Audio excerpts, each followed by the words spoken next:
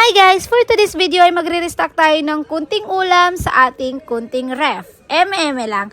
Ayan, unting chicken na adobo kat mga beshi ko. Hugasan natin ng 2 beses, pwede na yan.